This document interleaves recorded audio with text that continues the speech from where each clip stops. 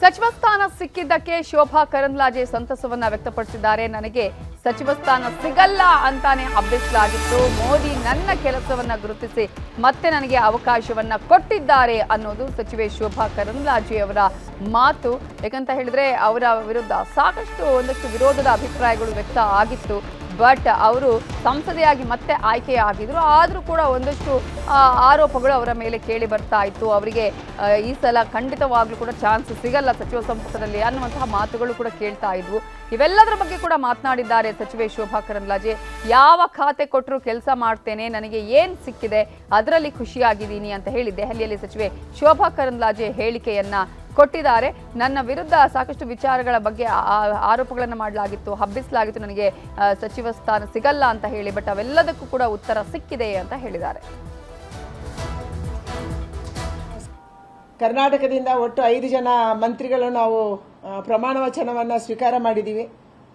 ಬರುವಂಥ ದಿನದಲ್ಲಿ ಯಾವ ಜವಾಬ್ದಾರಿಯನ್ನು ಅವರು ಕೊಡ್ತಾರೆ ಅದನ್ನು ನಿರ್ವಹಣೆ ಮಾಡುವಂಥ ದಿಕ್ಕಿನಲ್ಲಿ ಮತ್ತು ಅವರ ಮಿಷನ್ ಏನಿದೆ 2047 ಆ ಮಿಷನ್ಗೆ ಕೆಲಸ ಮಾಡುವಂಥ ದಿಕ್ಕಿನಲ್ಲಿ ನನ್ನ ಪ್ರಯತ್ನವನ್ನು ಕೂಡ ನಾನು ಹಾಕ್ತೀನಿ ಅನ್ನುವಂಥ ಭರವಸೆಯನ್ನು ಕರ್ನಾಟಕ ರಾಜ್ಯದ ಜನಕ್ಕೆ ನಾನು ಕೊಡೋಕೆ ಇಚ್ಛೆ ಪಡ್ತೀನಿ.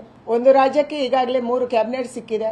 ಆದರೆ ಯಾವ ಜವಾಬ್ದಾರಿ ನನಗೆ ಸಿಕ್ಕಿದೆಯೋ ಅದರಲ್ಲೇ ನಾನು ಖುಷಿಯಾಗಿದ್ದೀನಿ ಮತ್ತು ಅದರಲ್ಲೇ ಕೆಲಸ ಮಾಡ್ತೀನಿ. ಸಂಪುಟ ವಿಸ್ತರಣೆ ಸಂದರ್ಭದಲ್ಲಿ ಸಾಕಷ್ಟು ಲೆಕ್ಕಾಚಾರಗಳಿತ್ತು, ಅವ್ರಿಗೆ ಕೊಡಲ್ಲ ಇವ್ರಿಗೆ ಕೊಡಲ್ಲ ಅದು ಇದು ಅನ್ನುವಂಥದ್ದು. ಇಲ್ಲ, ಈ ಎಲ್ಲ ಊಹಾಪೋಹಗಳು ಸಹಜವಾಗಿ ಮಾಧ್ಯಮದಲ್ಲಿ ಅಥವಾ ಕೆಲವು ಜನ ಇದನ್ನು ಹಬ್ಬಿಸಿರ್ಬೋದು ಸೋಷಿಯಲ್ ಮೀಡಿಯಾದಲ್ಲಿ. ಆದರೆ ಕಳೆದ 10 ವರ್ಷಗಳಲ್ಲಿ ನಮ್ಮ ಮುಖಂಡರು ನನ್ನನ್ನು ಗಮನಿಸ್ತಾ ಇದ್ದಾರೆ, ನೋಡ್ತಾ ಇದ್ದಾರೆ.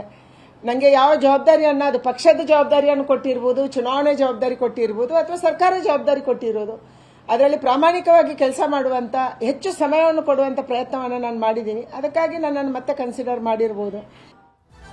ಮೋದಿ ಸಂಪುಟದಲ್ಲಿ ಸಚಿವನಾಗಿರೋದಕ್ಕೆ ಸಂತೋಷವಾಗ್ತಾ ಇದೆ. ಯಾವ ಖಾತೆ ಕೊಡ್ತಾರೋ ಅದನ್ನು ನಾನು ನಿರ್ವಹಣೆ ಮಾಡ್ತೇನೆ ಅಂತ ಹೇಳಿದ್ದಾರೆ.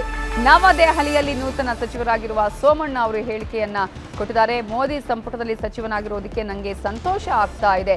ಅವರು ಯಾವ ಖಾತೆ ಕೊಟ್ಟರು ನಾನು ಅದನ್ನು ನಿರ್ವಹಣೆ ಮಾಡ್ತೇನೆ ಅಂತ ಹೇಳಿದ್ದಾರೆ ಸಚಿವರಾಗಿರುವ ಸೋಮಣ್ಣ ಅವರು.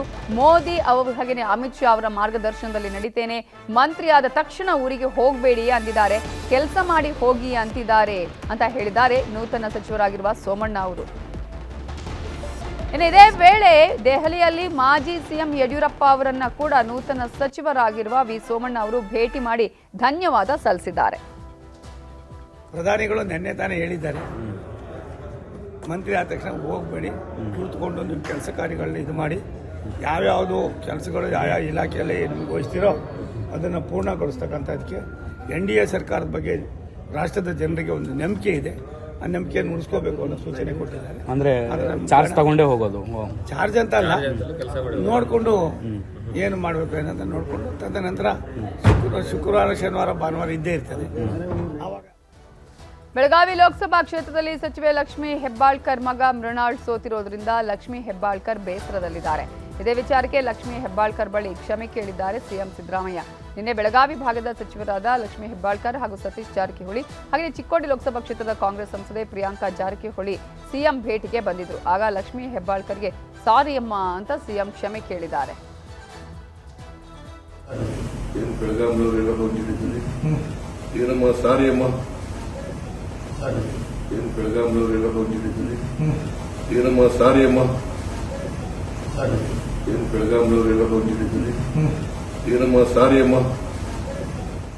ಕನ್ನಡಿಗರ ಮೆಚ್ಚಿನ ನಿಮ್ಮ ನ್ಯೂಸ್ 18 ಕನ್ನಡ ಈಗ ವಾಟ್ಸ್ಆಪ್ನಲ್ಲಿಯೂ ಲಭ್ಯ.